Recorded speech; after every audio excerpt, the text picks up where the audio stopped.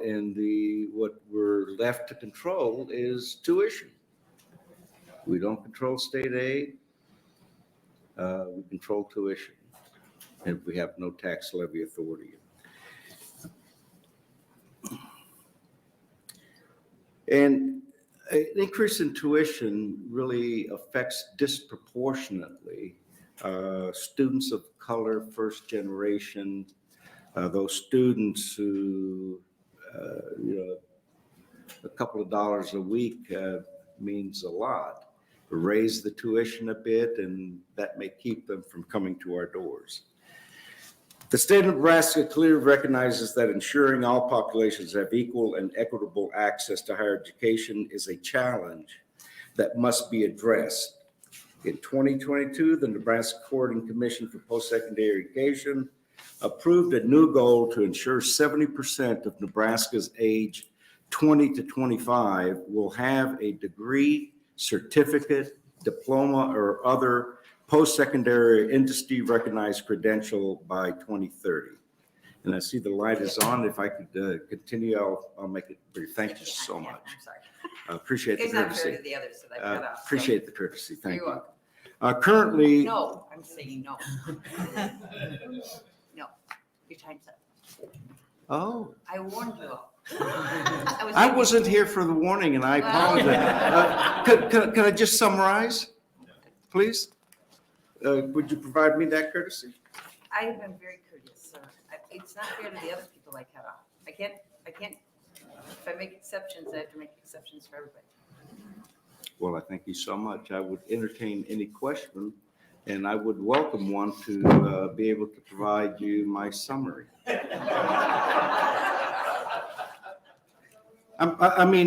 We are set up, this legislature is set up Sir, to sir, we have include. rules. We read them before. I every know, hearing. I know the Okay, rules. Thank you very much. Any questions from the committee? Yes, Senator Boster. Thank you, Chairman. Senator, thank you so much. If you could make it brief, that would be really appreciated. Is there anything specific that you would like? I'm curious to know address? what you wanted to summarize at the end of your testimony. Well, equity and equality of opportunity do not happen without intentionality. We must be purposeful in protecting something that we consider to be very important, which is open access to all students and to serve all populations. I'm a taxpayer. I want my tax dollars to be used to keep tuition costs low enough to keep the doors open to higher education for everyone. This bill closes those doors. Lastly, a harsh reality is that intentionality is also required to sustain the inequities and inequalities that have created these populations that we're concerned about. It's systemic. And I'm concerned about that. This fact is reflected in the reality that Nebraska routinely has among the highest educational attainment gaps in the nation among minorities. LB 73083 will perpetuate that shameful but remediable gap. I respectfully would encourage you to move away from this funding proposal. I think it is not good for everybody. Some populations are more negatively impacted than others. Thank you, And sir. after 31 years, I've seen it work both ways. Thank you, Sir, sir. I thank you so much for the courtesy. Thank you. Thank you, Chair. Thank you, Senator Boster. Senator Chairman. Oh, Senator Albrecht has a question. Sorry, I just would like Sorry, to I visit didn't with you look. just a minute. You know, It's I- instant replay or it isn't an instant replay. Tell me which school you're with again, which community? college? Southeast Community College?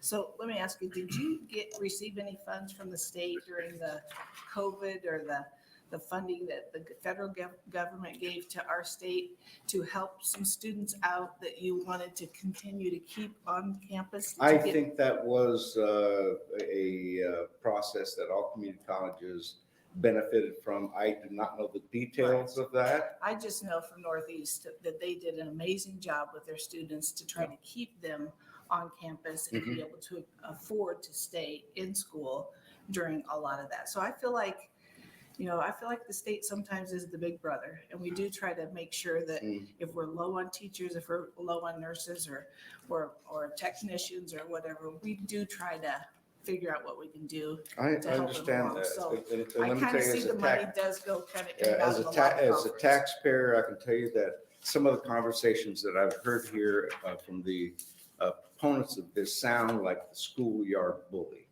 No. We don't have any place else to cut, but community colleges are right there, low-hanging fruit, weak, because they're don't have the resources for lobbyists, et cetera. And it sounds like Big Brother beating up on little brother. No, that's not it. Thank you, No, sir. I am Albright, I have a I'm question. sharing I have a with you question. my Did you just- opinion and Did perspective. you just say that community colleges don't have lobbyists? No, I didn't say that. In You comparison said you didn't to, have the money for lobbyists. no, for as the university. Okay. Thank you very much. You're very welcome, and I thank you. Appreciate your time.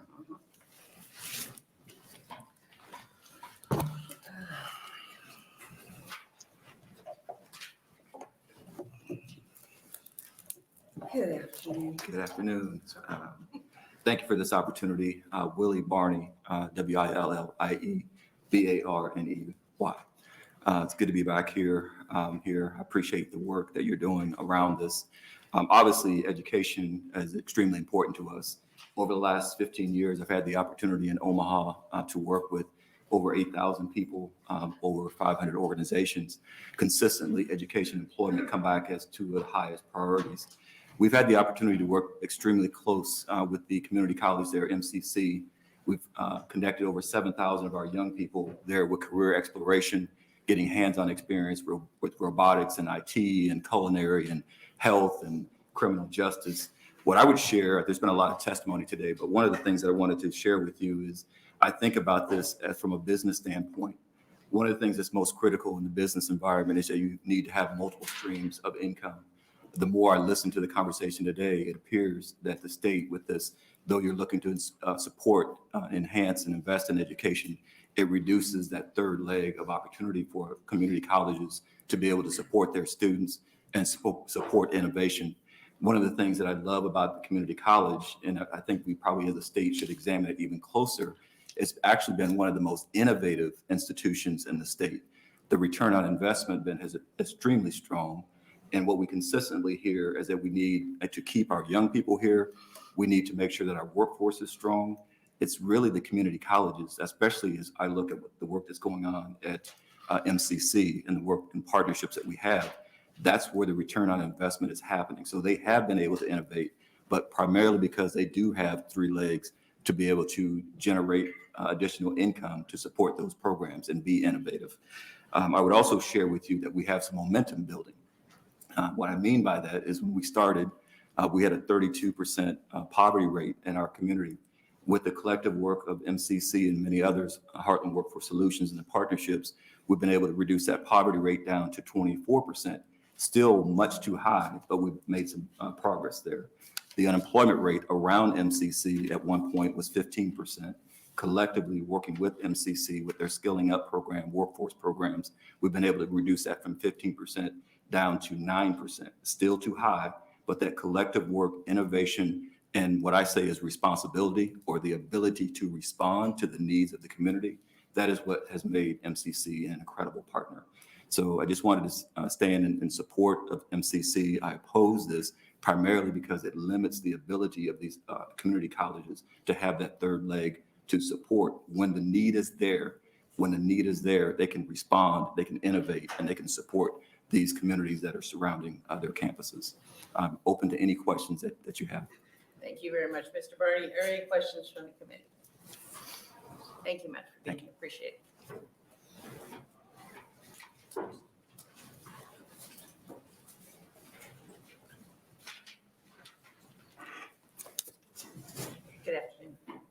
Good afternoon, Madam Chair. Good afternoon. My name is Joel Michaelis, Joelmichaelis. I am the Vice President of Instruction at Southeast Community College, and I'm here today to voice my opposition to LV 783. I come today with a little bit of you're going to hear from college presidents, and you've heard from board members, you've heard from our students. I'm here today as the person who's kind of, I make the sausage. All those educational programs that I've heard everybody talk about, how they value it, and we value the training and all the education and all of that stuff.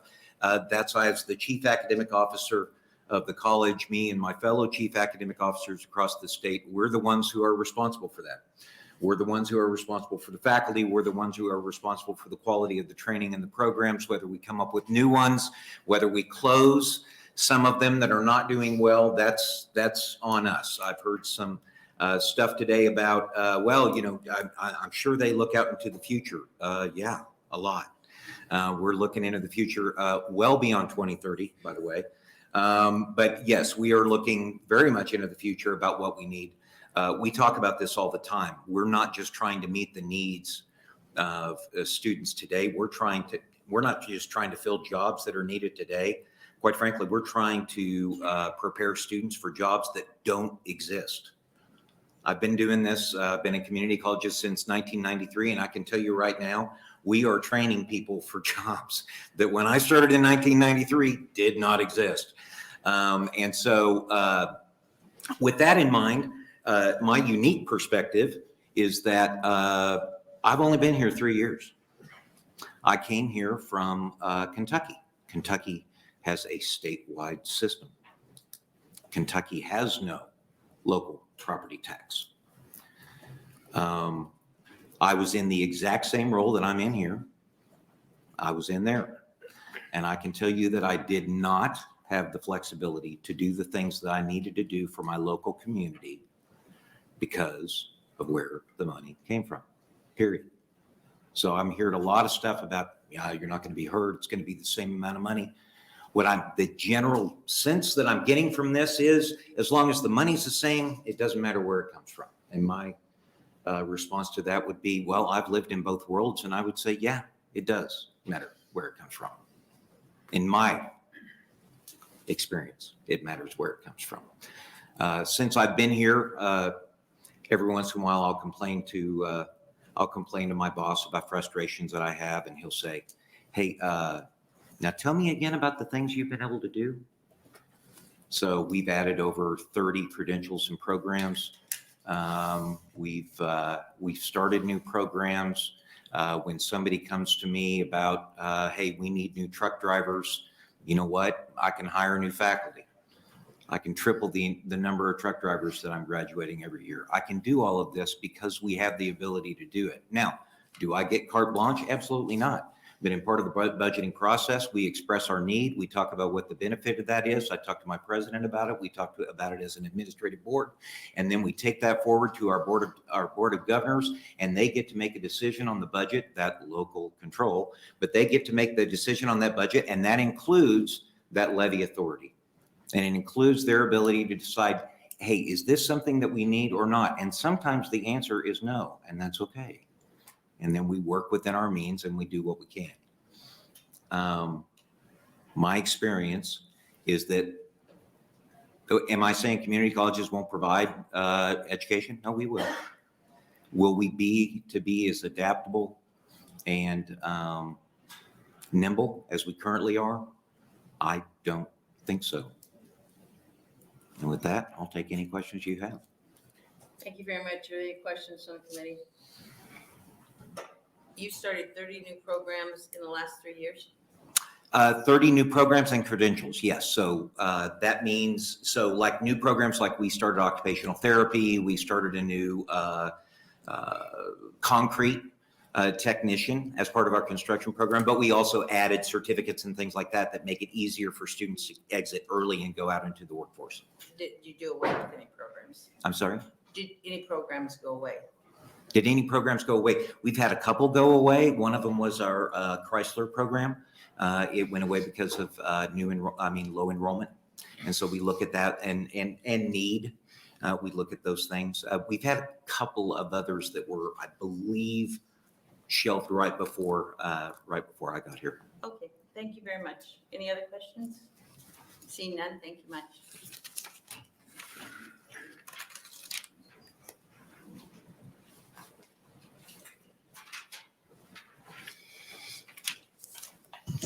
Good afternoon. Good afternoon. Good afternoon, committee. My name is Cindy Duncan, Cindy Duncan. I am here as a Board of Governor. I'm the Vice Chair of Mid-Plains Community College and have been for over 8 years. I'm also here as a manager of Becton Dickinson of Broken Bow. So community colleges, we've all heard the theme here. We all support them. We all think that they do wonderful things, and I would agree that they all do great things for the good life here in Nebraska.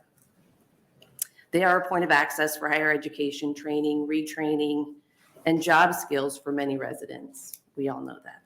Community colleges are a local, permanent, and indispensable sector of higher education and very important to the business of Becton Dickinson, as well as our communities and community colleges. As a Fortune 200 company with over 3,000 employees right here in Nebraska in our 4 plants, we are actively recruiting at this point over 150 open positions, and most of those are technical in nature. Local and affordable education, like those in our partnerships with community colleges across the state, have helped us to serve our workforce shortages. A few of those examples are a partnership between the state of Nebraska and Central Community College to implement a very needed specific need for training and educating current BD associates for advancement in manufacturing design technology, which gains associates the needed knowledge for our high-speed manufacturing sites while maintaining their work environment. The technical and medical and mechanical advancement courses through Mid-Plains Community College has helped to further current BD associates and future BD associates to equip them with the needed technical needs that we have for our high-speed manufacturing equipment. English as a second language classes to support our talent pipeline locally. There's an example of Lane West, who is a graduate of Anselmo Murna. He was awarded the Nebraska Technical Scholarship, where he focused on machine and automation technology and then joined the BD team as a tool and die maker in Broken Bow. The last example I'll present is Robert Staub, who is an engineer for Broken Bow. And he is in his second term session teaching middle and high school students at Mid-Plains Community College at our Broken Bow campus. He is teaching them about robotics and workplace machinery. This opportunity, I think, inspires our future electrical technical folks and engineers and to pursue those careers that we all know are part of the need that we have at BD. And it also creates that technical space that it is hard to find for us. It also gives us an opportunity at BD to identify that talent that we are constantly searching for. As a manager at BD in Broken Bow, I see the profound positive effects that local community colleges have on our community and the business success. I'm deeply concerned that this bill, which would draw funding from the state instead of locally, and the loss of local control possibly puts the rural areas and stories like Lane's at risk and maybe at a disadvantage. From a trade perspective, I'm greatly concerned that LB 783 will have long-term irreversible damage to technical education that is already a demand we currently cannot serve. Thank you for listening, and I do hear the partnership that everybody on this side and this side is trying to promote, so I do appreciate that. Thank you. Thank you very much. Other questions from the committee? So how many people does the B&D employ from the community college? From the community college, I can get that number for you, but it's a fair amount. What, 10, 20, 100, 200? I can get that number for you. You don't have any idea what it's 10 or? From how many we get from the community college, Uh-huh. it would be a big number, I would assume. Okay, I'd really appreciate having Yep. that number. That would be And then fine. you have operations in Broken Bow? We do, How many people do you employ there? 750, And how long has that plant been there? 60 years. Okay, thank you very much. Thank you. Any other questions? Any other questions?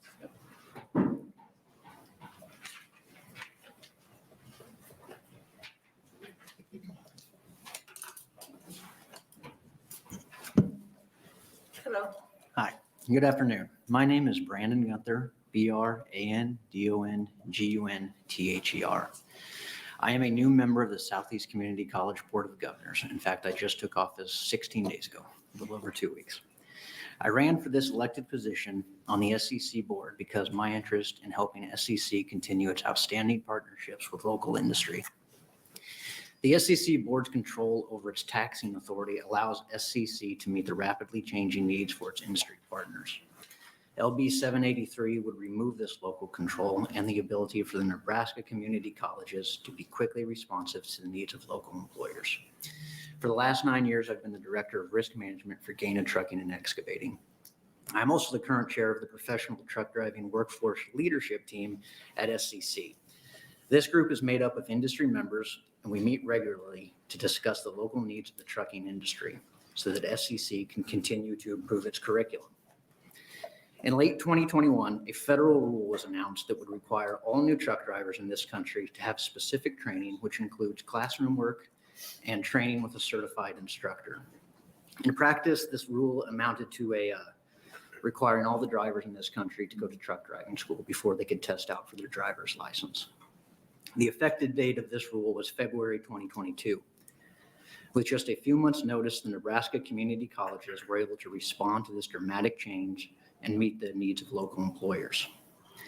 To put this scenario into context, during the fall of 2019, SCC's truck driving school had 13 students, which at the time was a pretty average class size. In the fall of 2022, that same class at SCC had 68 students. The college had to hire new faculty and greatly expand to support the truck driving program. SCC was able to respond to truck driving industry needs because of its local control. And I would like to add they did all of this in a matter of months without raising the cost to the students and without diminishing the quality of the program. Nebraska community colleges allow us to continue to expand our industry to meet the growing need for professional truck drivers. Under LB 783, SCC simply would not have had the flexibility to invest in a new facility and faculty to meet our needs in a timely fashion. I'm also concerned that 783 would put funding decisions at the state level rather than keeping it local with the communities that they serve. This bill would make it difficult to meet the needs of our rural communities. A community college is an investment by the community, and that control should be left within that community. Nobody wants to see higher taxes, but these investments in our local communities cannot be neglected. To me, this is not strictly about tax implications. It is more about local communities losing control over their community college that serves them and they've invested in for so long. Further, SCC has made a commitment to keep our rural communities healthy and prosperous. It speaks to this commitment that SCC has recently added 6 learning centers throughout its area, away from some of the bigger population centers, to meet the needs of its rural communities. This would not have been possible without local taxing authority to ensure everyone within the college's service area has access to SCC's program facilities. Thank you, and I would be happy to entertain any questions. Thank you very much. Could you spell your last name? Oh, I'm sorry, Gunther. G-U-N, Ther. Gunther. Senator Breezy. Thank you, Chair Linda. Thank you for your testimony here today. Does SEC have athletic programs for their, Yes, are they self-supporting? that I do not know. I'm certain we can get that answered for you. Okay, you don't know what percent of the budget they entail, then I assume. The athletic programs, no, I do not. Okay, thank you. Other questions from the committee? Senator Sure. Feingill. Mr. Gunther, thanks for being here. I hate to pick on the new guy and ask you some Bring it specific on. questions. The trucking program that you said that you implemented pretty quickly sounded like a pretty nimble move. Fantastic. It's certainly a huge need, and that's great that you could meet that. Certainly that didn't happen because you had local taxing authority and you were able to levy additional taxes and get additional revenue to respond to that immediately. Was that, did you have funds, retained funds to do that? And if you don't know, I don't that's know all fine the too, funding but- behind it, Okay. because I obviously wasn't on the board at that Okay. time. It was an existing program. SCC's always had a truck driving Sure. program. It just had to expand Okay. quickly. And I hate to keep drawing everybody's attention back to the topic here, and the topic is where does the money come from and what difference would be made from the funding mechanism that exists today to the new funding mechanism should this bill pass. And I would speculate that the nimble nature that the college reacted with had nothing to do with the funding mechanism. Well, I mean, I can't guess on how it would have turned out had the state been in charge of funding at the time. What I can tell you is the way it played out was seamless. Great. In the midst Well, of thank you. COVID and a logistics chain crisis, then we get hit with that rule and it was Yep. seamless. Good, thank you. Thanks for being here. Thank you. So when an industry like the trucking industry, Mhm. which is huge in Nebraska, I understand that, or manufacturing industry, when they come to the community college and they have these issues of urgency, do they help pay for it? Does the industry? Yeah. I mean, I'm only speaking for myself as a representative of GANA, but yeah, we have footed tuition for a number of students who went through there. The tuition, The tuition. their cost, but not the community's cost or the state's cost. I just the don't know tuition. what donations may have been made to the I truck think driving it school. would be helpful to me to understanding all this, because I understand it's important to industry. But if we're going to be public, private, state, or Mhm. community, and we're providing industry with training, especially on a short-term, quick turnaround, it would seem that there would be some cost to the industry would be fair. Certainly, and I know SCC, and I mean, again, speaking just for the company I work for. Well, you don't have to say anything, you don't, but just, you could get examples, that would be great too. Well, I mean, SCC has a campaign, obviously a capital campaign going right now to try to involve industry. I'm not talking about capital campaign, I'm talking about just what you're talking about. 68 students all of a sudden need training, they need it right now. Mhm. So it would seem the industry would be more than willing to help pay for that. And not just the tuition, which I think we heard is only 20% of the cost. Mhm. So that's what I'm asking. If they're in this quick turnaround, gotta have them right now. And tuition, I understand paying that, but that's only 20% of the cost. So do they, and not just trucking industry, Sure. all industries, because that's come up again and again. Do they help pay for those costs? I don't know what has been done in the past. I know various trucking companies, speaking specifically to that division, that's obviously my wheelhouse. Yeah. There have been donations of trucks and things like that from private industry to. I think it would be helpful for the community to see that. Any other questions? Thank you very much for being here.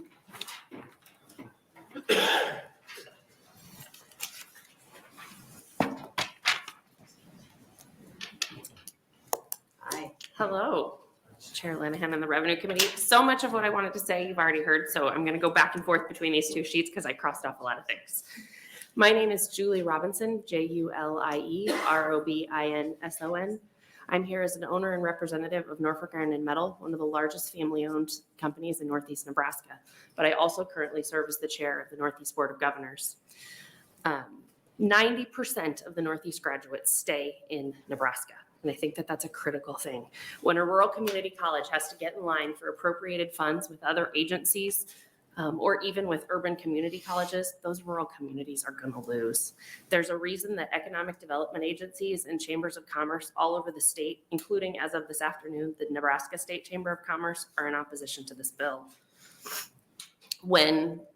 This is kind of going off task, but you just asked about how industry supports the college. Several years ago, we were in a position that we had to have truck drivers. We truly could not get our steel delivered. We went to Northeast Community College and said, what can you do to help us? We will do whatever we can to help you. And within a couple of months' time, we had purchased a simulator and placed it at the college. We had gotten in line to help them hire another instructor. We absolutely were a partner in that, and we never could have done that as quickly with the bureaucracy that might have come with the university system. We certainly want to work hand in hand as partners with the community college, and so does our community. As property owners in Nebraska, our family shares the concern of rising property taxes, but I think the facts about those taxes are really important. The Platt Institute said Nebraska had the 7th highest property taxes. This 5% change would move us to the 9th highest. It doesn't even get us out of the top 10. There's currently a property tax rebate program already in place. This provides the mechanism for returning unneeded property taxes to taxpayers without jeopardizing the long-term sustainability of our community college system. Why wouldn't we just continue to use this adjustable method to provide tax relief as funds are available? The mechanism to achieve what LB 783 accomplishes while ensuring local control stays intact is really already in place. Why can't we just continue to do it that way? And with that, I will end my remarks. You've heard the rest. Any questions of the committee? First, I want to thank you for being so patient, waiting till almost the end, all the way from Norfolk. I appreciate that very much. Did you see the chambers are against this bill? Our local chamber is, and as of this afternoon, the Nebraska State Chamber of Commerce voted to oppose it. Like as of 2:30 this afternoon. Okay, well, that's very interesting. Because the current situation is we're not how do I want to say this? Property taxes get paid by the property owner, but the money that's coming into the credits is not from property taxes. We don't collect property taxes at state level. So any money that goes into the credits is coming from sales and income taxes. So I'm surprised the chamber. I think at least from a Norfolk Chamber perspective, we're really I concerned understand about Norfolk. what kind of effect this could have on our industry and hiring and those kind of things. And Norfolk's a very special place because they've got a lot of, and much to do with Robinson. So thank you very much for being here. Appreciate it. Absolutely. Any other questions? Thank you very much.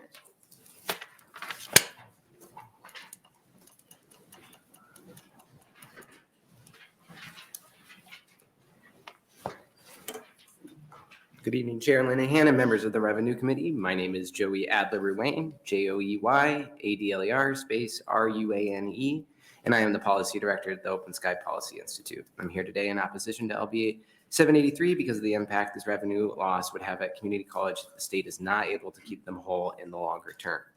According to the fiscal note from 783, the Nebraska Community College Association estimates that the community colleges across the state would have lost $300 million. While we understand that the intent is for the state to replace this revenue without a mechanism written into the bill, as well as a dedicated source of new revenue to support the costs, we cannot support the bill as currently written. Thank you for your time. Short and sweet. Happy to answer any questions. Thank you very much. And also thank you for waiting so long. Since you've been here all day, any questions from the committee? Seeing none, thank you very much. Any other opponents?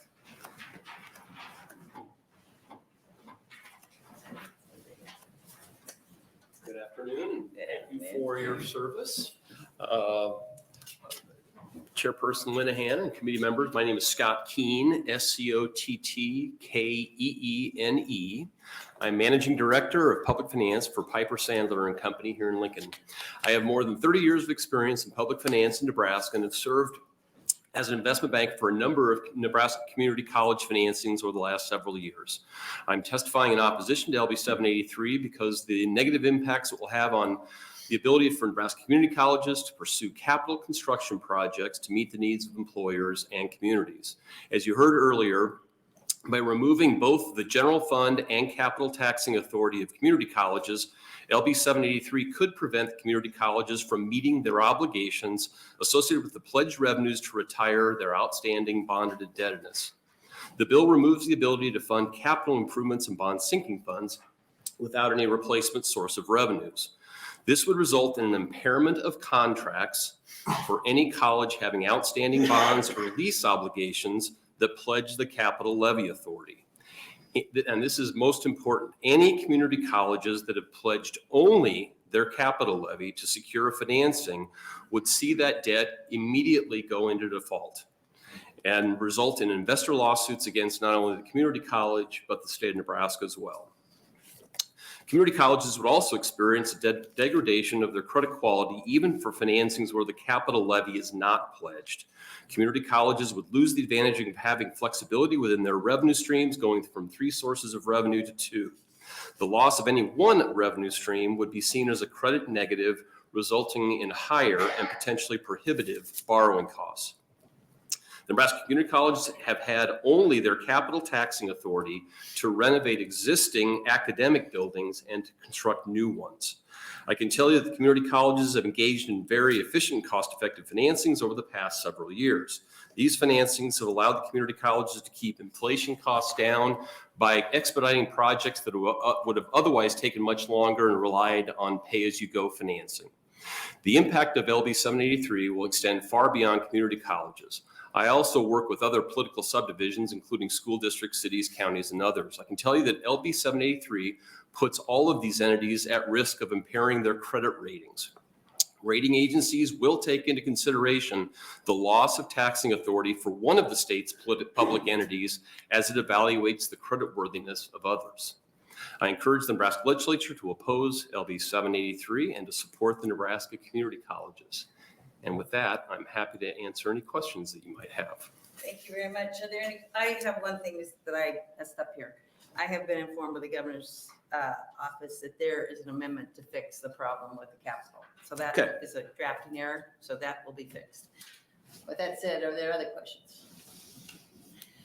Can you give us examples in other states where taxing authority got taken away from one entity, so therefore the bond ratings for every other entity in the state dropped? I don't have evidence of that from other states. I just know that in conversations with the rating agencies, they drill down very carefully into the amount of state aid that political subdivisions receive and watch very closely legislative actions with an eye towards determining the flexibility, trying to determine how much flexibility does that political subdivision have to react to any loss of state aid dollars, for example. Just give us a couple examples where that's happened. Oh, I'm sorry. Almost every financing that I do, we discuss with the rating agencies No, what this. No, that's not what I'm saying. Yeah. That's a danger, you say. Yes. So if it's a danger, it must have happened at some point. So what I'm asking is get us a couple examples Sure. where that happened. I will try to do that. Thank you very much. Are there any other questions? Thank you very much. Thank you.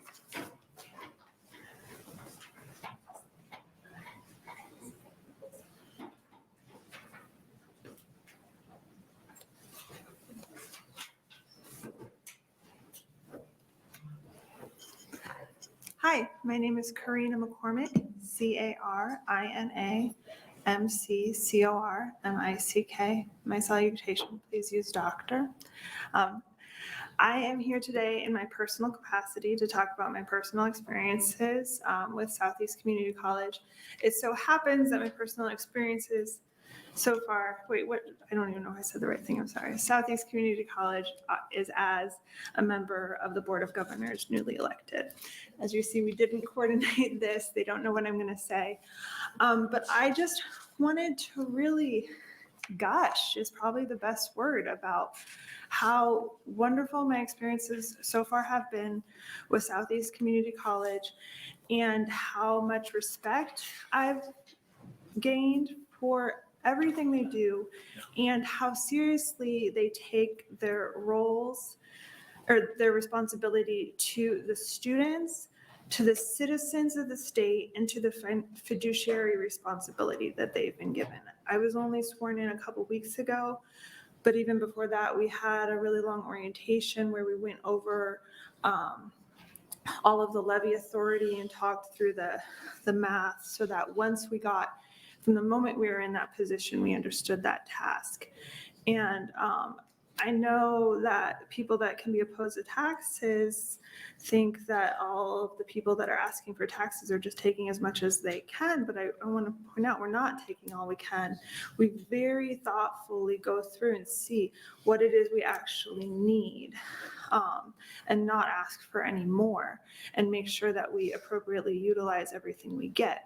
We also make sure that we apply for federal grants and apply for the federal apply the federal grants to everything, that those are eligible to be applied for. Dr. Illich took me on a tour of the new facility, which I'd encourage all of you to do, the one on 88th and O. And he pointed out to me how they were able to use the federal funds in every way that they possibly could, even changing additional plans that they had in order to reduce how much of that property tax money that would be used. And, you know, I was actually in the Health and Human Services hearing this morning for a totally different bill, and they talked about all this like workforce shortage stuff. And I really want to emphasize that these community colleges, including but not limited to Southeast Community College, really serve the state, much, in my opinion, much more than something like the R1 universities. Like that, this is what the state runs on, is the education that's provided by the student, that's acquired by the students at the community colleges. And as things change, we need to be able to continue to be dynamic in how we respond to the needs of the state and the needs of the students in the state, especially with emerging technologies. The levy, actually, as it's set up, it could allow us to ask for less than this bill would get. And I assure you, if we figured out a way to need less, we only ask for what we need. That's the opinion that's what I've sensed from my time on the board so far. So, Thank you. Other questions on the committee? The building at 88th and O, is that I can't remember what building was it that you toured at 88th and O? I don't know the name, but it's like going to be the main one now. So there's a health sciences building that's already been completed, but it's very expansive. It includes lots of, it sort of adds on to the old ones. I'm not sure if it has a name yet. The main one. All right, thank you. Any other questions? Thank you for being here. Appreciate it. Thank you.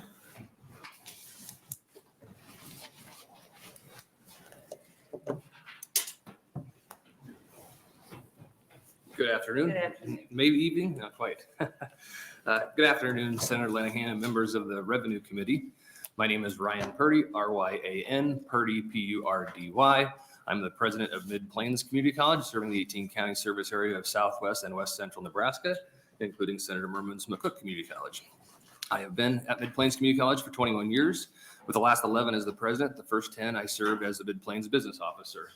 The handouts that you are receiving are a fact sheet of the community colleges, all 6 of us, a property tax history, and a letter from the Greater Omaha Chamber. I have seen several changes to the community college funding over the past 21 years. When I started in 2002, the state funded us so that 80% of our base year revenue was funded from property tax and state aid. The formula required each college to levy the lower of 6 cents or 40% of the base year revenue for general operations, and the state would cover the difference. The base year was increased each year by 2% plus student enrollment growth. That formula was in place for at least 5 years and was actually overfunded, as others have mentioned, in 99, 2000, and 2001 by almost 30 million, which drove those levies about half.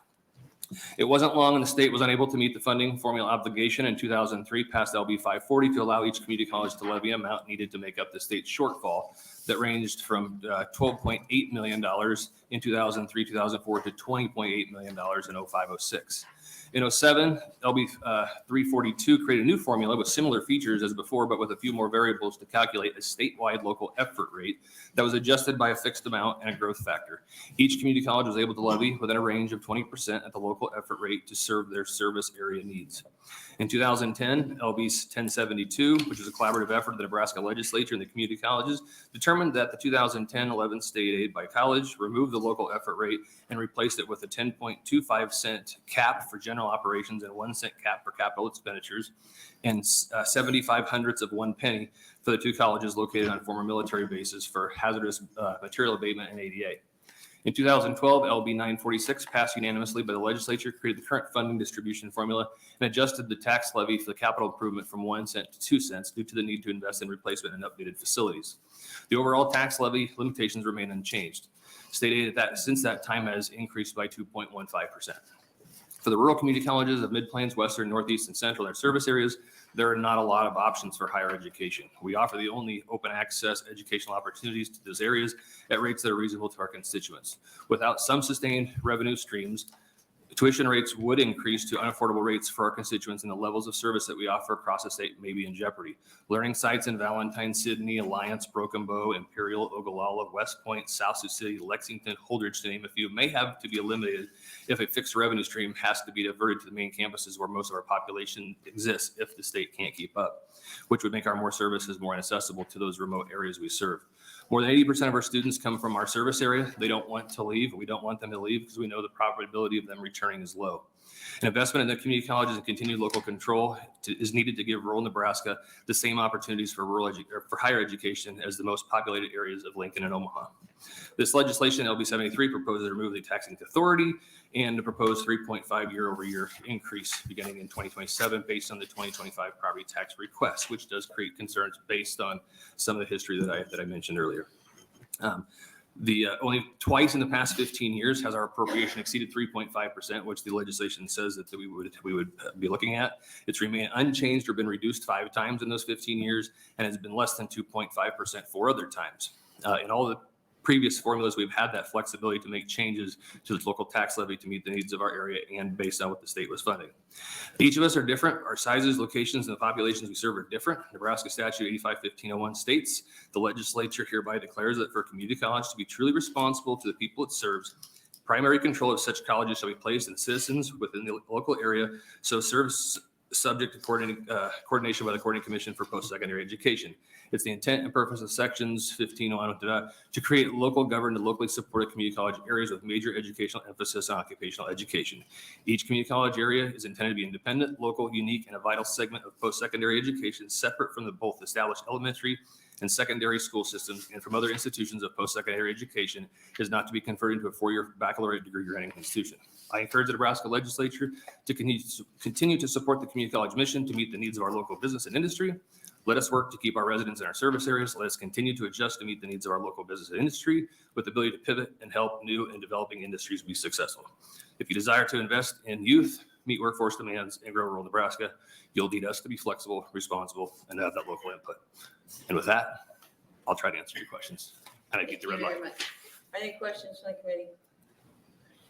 Is this yours? You put this together? That's all 6 of us. So the 6 community colleges together put that together. Have you got it? I do have a copy, yeah. In the gray down here, and it's hard for me to read, so maybe I'm misreading it. Okay. 53,815 credit students, Nebraska Community College enrolled 53,850 credit students in the 2019-2020 school year. There's not 53,000 juniors and seniors in Nebraska. That's not dual credit. The center one is not dual credit. That is total credit students across all ages. Juniors, could be juniors, seniors, could be anything through however age. That's the center. That's not high school kids. The 53,815 is not dual credit. Well, That it's is confusing total. because right here it says dual Yeah, credit. I see that, and thank you. But yeah, no, those 3 bars in the gray, those are not in relation to dual credit. I can see why you would be confused by that. Okay. Sorry. I mean, I'd be thrilled. Oh, I would be If we too. had that many seniors, I'd be happy. I'd be happy if they're all dual credit, but we don't. Okay. Correct. Any other questions? Thank you very much for Yep. being here.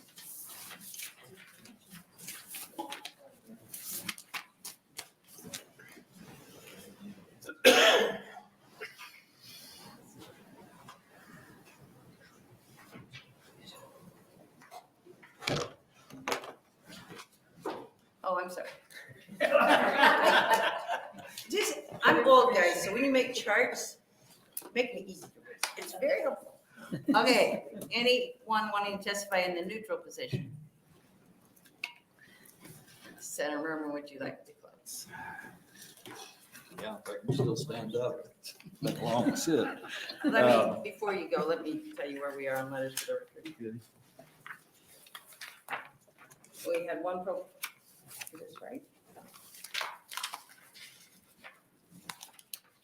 We had 3 proponents, 20 opponents, and 2 neutrals. Thank you very much. We also have the ADA compliance. Oh, yes, we have the ADA compliance, which was handed out with 2 people who sent that in the first time they've used it, and each of you have a copy of those, and I would request that you read them because they couldn't be here because of disabilities.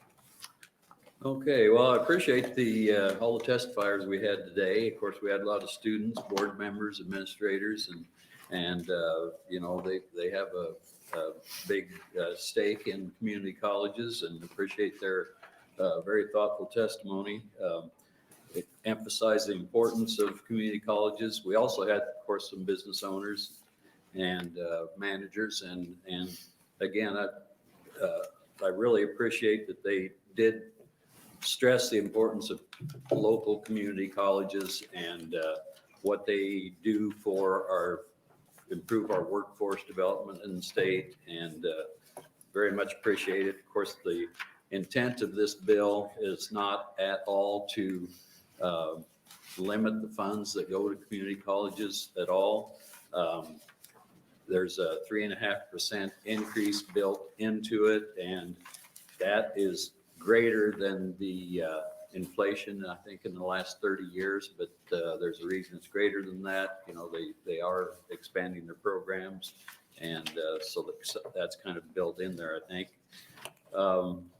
And as Senator Linehan mentioned, we are working with the governor on an amendment for the building fund, so that'll be taken care of.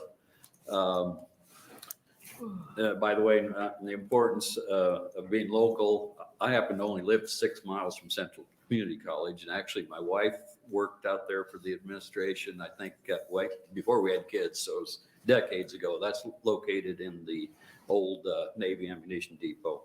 And of course, I've got many friends and relatives who work out there, so I don't want to do anything to risk the funding of community colleges, but it's very important also that we make our tax system more fair to the taxpayer in this state. And it's been talked about many times how property taxes are way out of whack in this state. So I looked at it as a way to reduce property taxes and at the same time keep the colleges fully funded.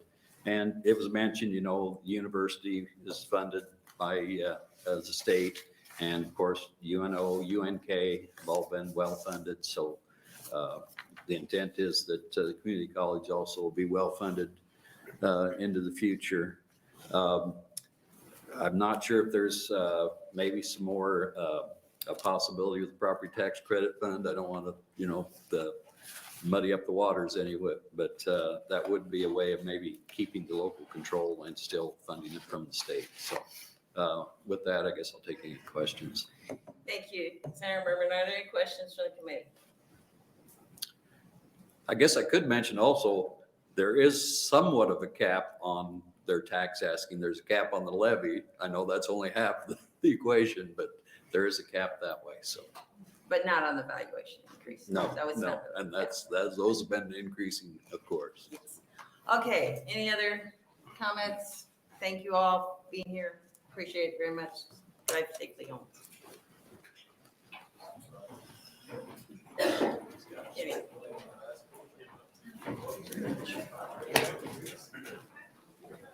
How you doing, Ken?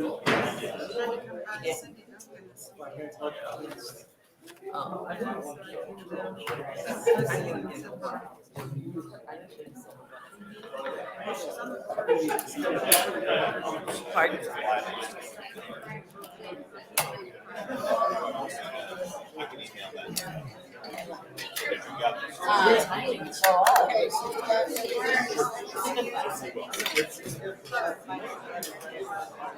It's disabled here. Yeah. They don't work at all. Seatbelt.